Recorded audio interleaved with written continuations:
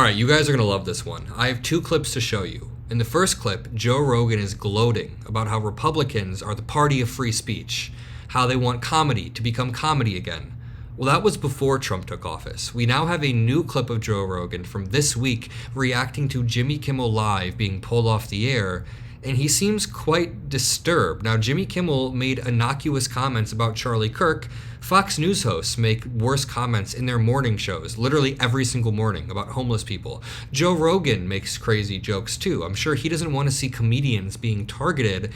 And this dude comes to a realization like every single week that Republicans are actually the bad guys.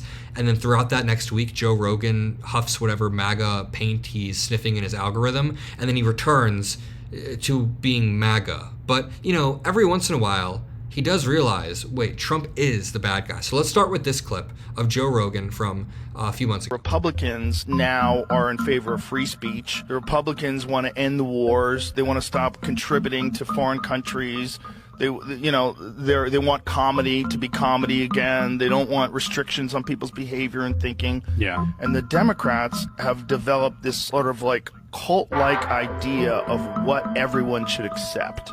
Yeah. You guys you're just a bunch of fucking assholes who are using these subjects as a way where you can behave incredibly shitty. Oh, so the Democratic Party is cult-like and behaves in an incredibly shitty way. I like how he's listing off all of these things. He said ending wars. He said they're in favor of free speech. Guess what? Trump has failed to end any war. Trump has reversed more free speech norms than any president in history, and Joe Rogan seems to be realizing this. Now, I do want to say, just because Jimmy Kimmel was put back on the air, it's a good thing. That does not mean Trump wasn't using the FCC to pressure Sinclair and other groups. In fact, I think this only bolsters the argument that this was public intimidation. Jimmy Kimmel didn't lose his show, so, you know, Disney and ABC didn't get fully canceled, but Trump got to show. He got to give people a taste of what happens when you criticize him too harshly. Even Sarah Longwell from The Bulwark says, right-wingers are arguing that Jimmy Kimmel coming back on air is proof that claims of authoritarianism and censorship are unfounded. Actually, it's proof that sufficient public blowback to caving to an authoritarian censorship can cause companies to uncave, which I do find very true. That's why we need to continue to push and make sure that we never cave. But there's another point that I want to build on top of that. Donald Trump got what he wanted. Even this few-day suspension of Jimmy Kimmel creates this public chilling effect, creates this erosion of free speech, and now comedians or the writers from some of these shows, because I assume they have writing teams. I know they have writing teams.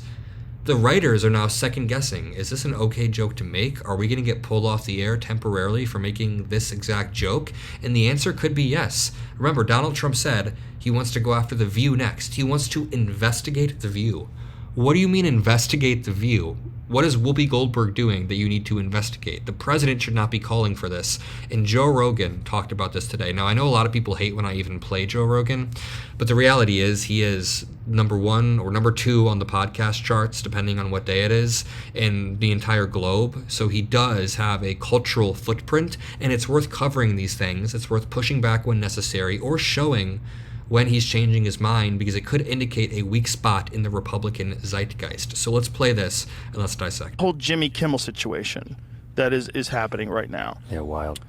Very wild. Okay, first of all, the FCC is, you have to have a license to broadcast, which is kind of crazy when you think about what that means now.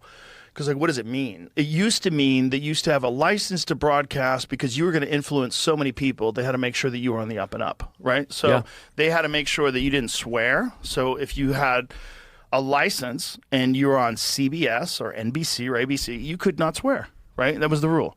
And then along came cable. And somehow or another, cable changed the game. Is a different thing, right? Because cable, you just... You have to pay for it, I guess, so it's different. And so then some of the channels you don't have to pay for. It used to be the only ones that swore were like HBO, where you had to pay for. And then all of a sudden it became kind of any of them because they realized, like, hey, we don't, like FX, we can swear, guys. Like, we only don't swear because we want to think of ourselves as TV. Right. But HBO was like, you know, with The Sopranos, with HBO comedy specials, in the beginning that was a big one.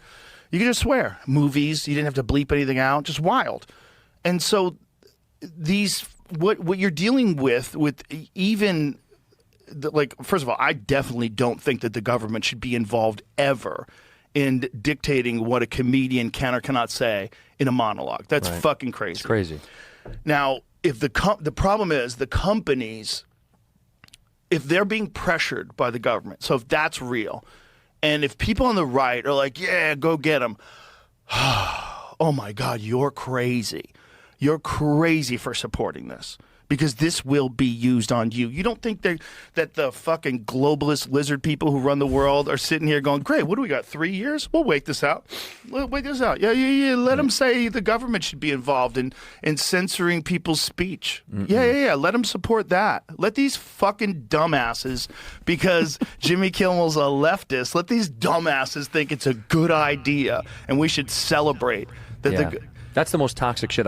Okay, first of all, I love how Joe Rogan has to frame it through the lizard people globalist framing, saying that in 3 years, Democrats are going to come back and censor this. That's the entire framework that Republicans are using. They're not even saying that this is bad right now. A lot of people are saying this could be bad in 3 or 4 years if a Democratic administration were willing to use this against us. And here lies part of the problem. This is one of the major problems when communicating these issues. A lot of people think that Democrats already did this. A lot of people both sides it to hell, and when Donald Trump does something incredibly corrupt, or when Tom Homan takes a bribe, or Trump censors a TV station, a lot of people think, well, Democrats already targeted people, when there is nothing to prove that. People think that Joe Biden and Merrick Garland were out there targeting people. They were soft, honestly. They were very, very soft, and I wish they weren't. I want to end this off with a video of Joe Rogan falling for an AI Tim Walz video. Have you guys seen this? There's a video of Tim Walz going around that is completely fake AI, of him doing this crazy dance on an escalator like he's some gymnast, and Joe Rogan fell for it. You gotta be careful for AI. It's crazy out there. You know what's really fun? Yeah. When someone is in that whole race and running for president or vice president, and then the race is over and they realize that person was a liability, so they cut them off. And you never hear then that from person them. goes wacky, like Tim Walz. That's right. Did you see where he had a fuck Trump shirt on? Yeah. And he's dancing and going down an elevator? Have you seen this video? I haven't seen. Please play it. I haven't seen it. Please, Jamie, find Well, that Tim video. Walz is. But this is weird. That was a big mistake. Oh, a huge mistake. They should have picked Josh Shapiro from the governor of Pennsylvania. I think they're worried about the Jewish thing. Well, of course, it's a big swing state, and it would have been better. Okay, you go full screen on Is this. that really this Yes? him? No, it's not real. It's real. No, it's not. Yes, it is.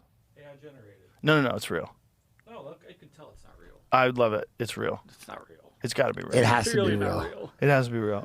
Jamie, come on, man. Jamie's compromised. Look at him dancing. That's, I mean, the That is so real, Jamie. By the way, if this was real, he might have won. It's probably a real person. It might not be Tim Walz. The fuck Trump is. This is what Joe Rogan thinks it is. He thought Tim Walz recorded a video of him smacking his own ass. It's like a real person that looks like Tim Walz. What? Won. It's probably a real person. It might not be Tim Walz. The fuck Trump is AI generated. No, on he a white slaps shirt. his ass. I mean, that is hilarious. Oh, it's definitely him. This is all 100% real, Jamie. You're a plant by the Jamie's government. compromised, and I'm worried about Jamie, and I'm worried about Grok. Does it say? Jamie is the producer who's in the background calling out, hey, that's fake. I'll have my editor turn it up in post, but you can hear specific portions where Jamie goes, hey, that's fake. That's not real. And Joe Rogan goes, no, I love it. It has to be real. That it's AI? I mean, yes. You say it's AI. No, the video. Everybody says the it? The video I played on top says it's AI generated. Rep Oh, Riley so Moore what? fell for an AI-generated video of Minnesota. I fell for it too, and you know why I fell for it? Yeah. Because I believe that he's capable of. Oh my lord, you believe he's capable of doing it. This is the dumbest talking point. Republicans are always like, oh, but the fact that I thought it could have been real actually shows how bad the Democrats are. No, it shows how dumb you are. I'm going to leave it there. I love you all. I'll see you in the next video, and peace out.